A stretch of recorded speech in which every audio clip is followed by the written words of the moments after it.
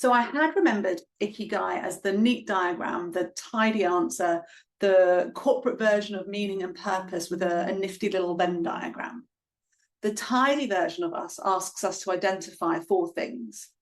1, what you love doing. 2, what you are good at. 3, what the world needs.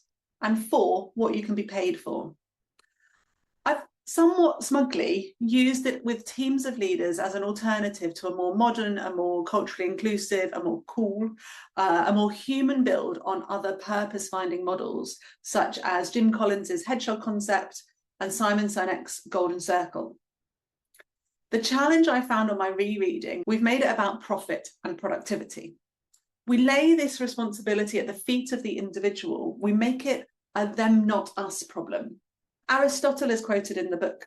He says, "We are what we repeatedly do. Excellence then is not an act, but a habit." Today's session is designed to explore the truism that we are what we pay attention to. How often is our attention swallowed by the noise of urgency, causing a feeling of constant firefighting and a rush? How often is it that we're not paying attention to what we pay attention to, which dilutes our decision-making, slows down our progress, and duplicates effort? This causes confusion, fatigue, and overwhelm.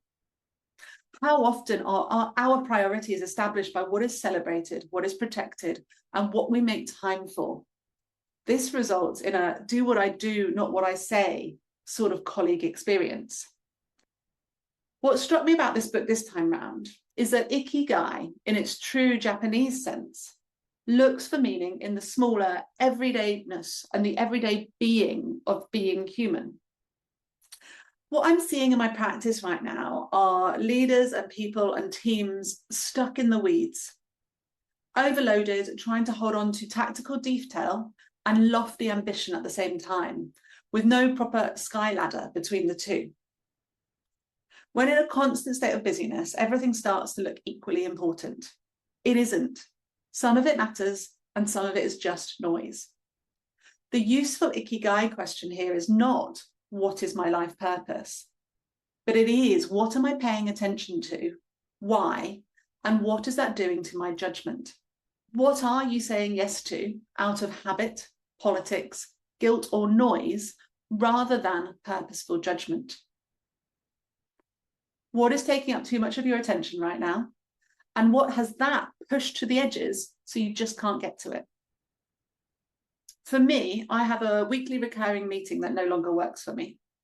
The timing interrupts my peak focus time, and being on a Monday makes it feel like my week has stalled before it's even started.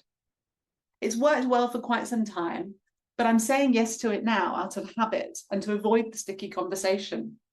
I'm not sure what I'd rather do, so I'm choosing to say nothing at all. People watch what leaders reward. They notice what gets protected and what gets sacrificed.